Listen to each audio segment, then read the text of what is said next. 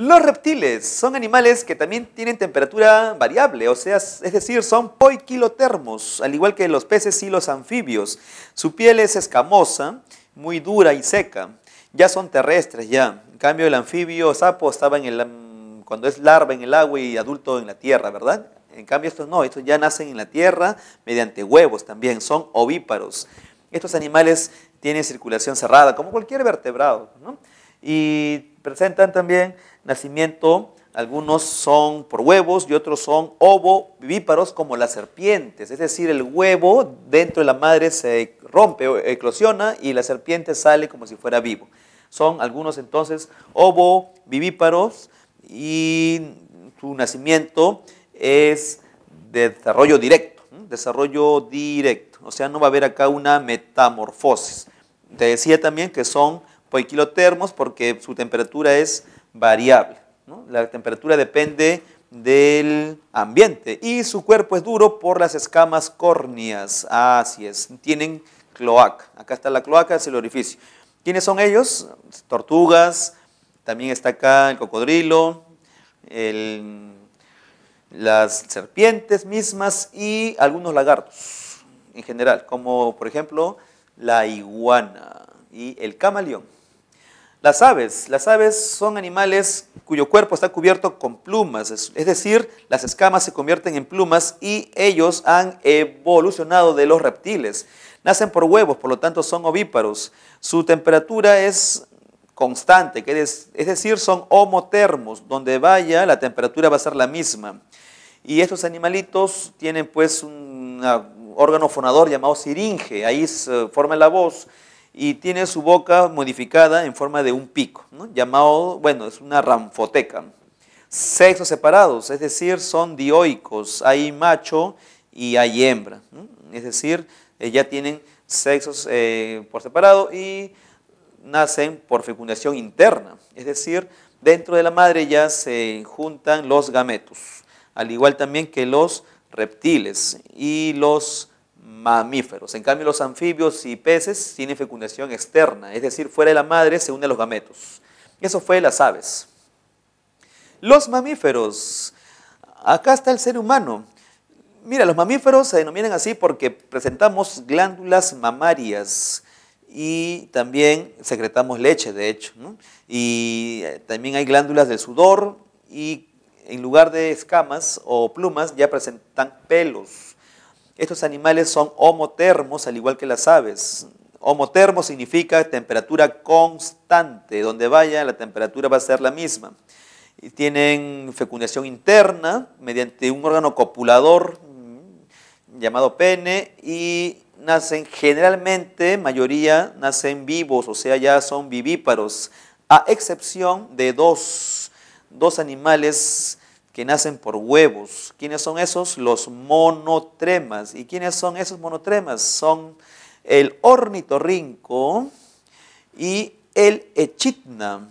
Este es el echidna o simplemente equidna.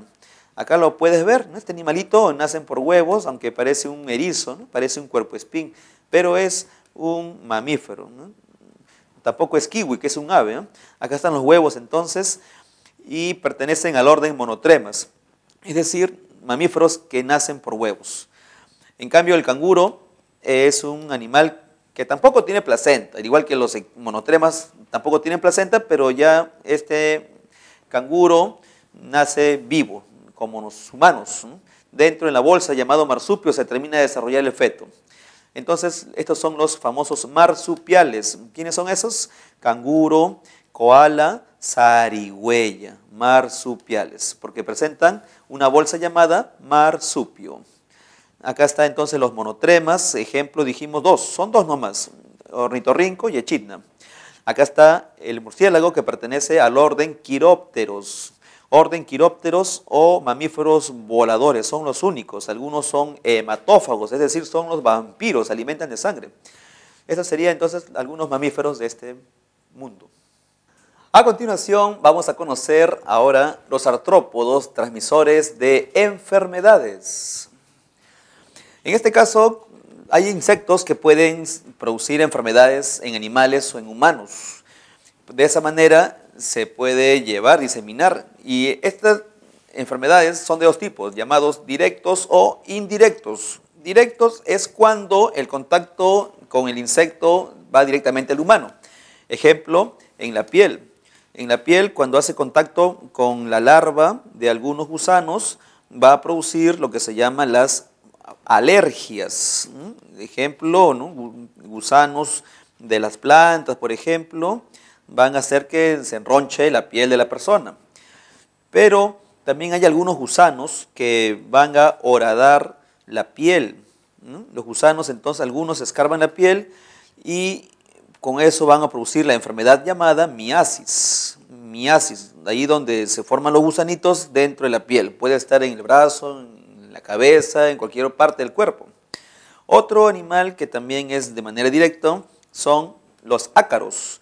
Los ácaros son arácnidos que se encuentran en cualquier ambiente. Están en las prendas de vestir, están en el suelo, en el polvo, en la basura, en los animales mismos, ¿no? Y estos ácaros escarban la piel, dejando huevos por donde pasan. Y de esa manera se produce la enfermedad llamada sarna o rascarrasca o simplemente escabiosis, ¿no? Por los ácaros. Siempre hay que entonces tratar de evitar eso, el contacto con los ácaros.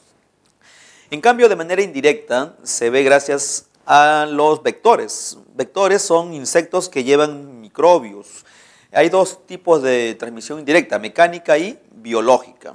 Mecánica es cuando el patógeno, es decir, el microbio, la bacteria, etcétera, se encuentra fuera del insecto. En este caso, el insecto que lleva se llama el vector, ¿no? Entonces, el patógeno se encuentra fuera del vector.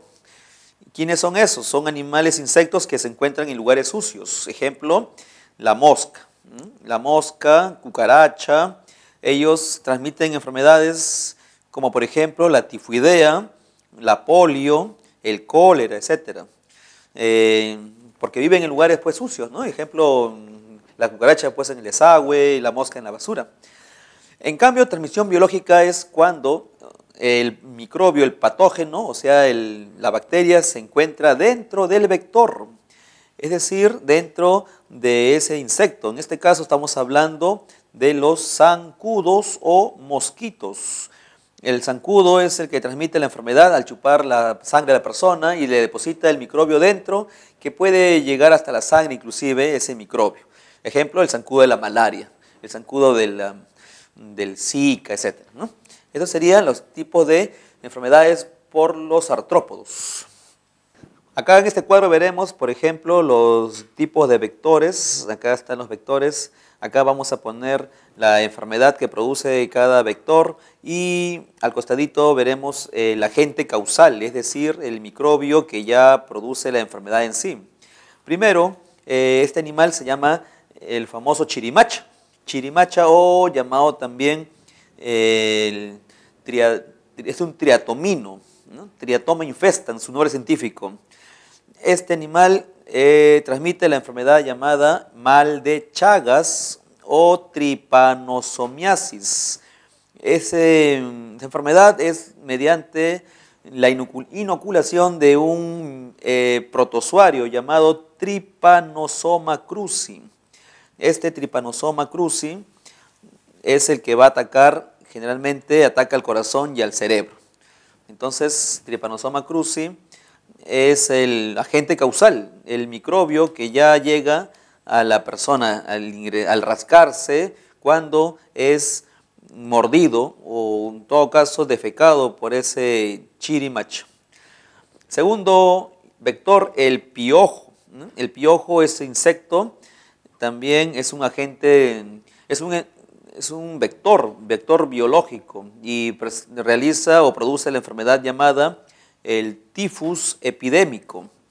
Ese tifus produce una fiebre alta a la persona y en epidemia, es decir, ataca a varias personas a la vez por consumir alimentos contaminados con sus heces, ya que en sus heces está la bacteria llamada Rickettsia Prowazaki, ¿no? Prowazaki, esa bacteria llega hasta las zonas de la sangre, la zona linfática y la zona sanguínea, y va a producir el tifus epidémico.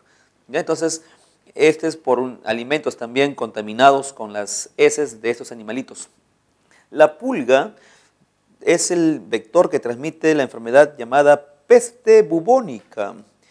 Esta peste bubónica está transmitida, ¿no?, también por alimentos contaminados, y va a producir unas enfermedades gastrointestinales, aparte de fiebre, infecciones, porque esta peste bubónica se transmite por una bacteria llamada Yersinia pestis. Él es el agente causal, Yersinia pestis, también llamado bacilo de Yersin, ¿ya? Bacilo de Yersin. Muy bien, entonces aquí está, este animalito se llama, vamos a ahorrar este nombre, él es la pulga, tanto del humano, del perro o quizás también de la rata, ¿no? Otro es, este vector se llama titira, es un zancudo que al picar a la persona transmite una enfermedad llamada uta o verruga peruana. Allá por la zona altoandina le llaman manta blanca también. Y es que este titira, al chupar la sangre a la persona, le introduce un protozoario llamado Leishmania peruviana, ¿no? Leishmania peruviana, por eso la enfermedad también se le llama leishmaniasis. O también transmite otra enfermedad llamada, como te decía, la verruga peruana. Esta verruga peruana es transmitida por el mismo zancudo, la titira, pero es por el agente causal una bacteria llamada Bartonella bacilliformis. Esta bacteria ataca al hígado también, ¿no? Bacilliformis. Y el último, este vector, es el zancudo, el transmisor de la malaria o llamado también paludismo. Se encuentra en las zonas tropicales, es decir, es una enfermedad endémica, paludismo o malaria. Es decir, al chupar la sangre a la víctima, le inocula un protozoario denominado Plasmodium. Puede ser de varias especies, Plasmodium vivax, Plasmodium falciparum, ovale, etc. Entonces, estos son los agentes causales de estos vectores biológicos. A continuación vamos a aprender sobre la importancia de los animales. Vamos a conocer animales que están en vías de extinción. Tenemos, por ejemplo, la chinchilla, que es un animal que ya está extinto en el Perú. Chinchilla fue extinguida, ¿no?, por su carne y su piel. Este animal entonces en Perú ya no se encuentra. En cambio, los animales que todavía tenemos, pero que están en vía de extinción, son los siguientes. Claro, los animales que están en peligros de extinción son aquellos que están de manera mediata o inmediata a desaparecer, ¿no?, a menos que algún factor cambie radicalmente. ¿Quiénes son estos? Tenemos ahí, por ejemplo, la sachavaca o tapir americano.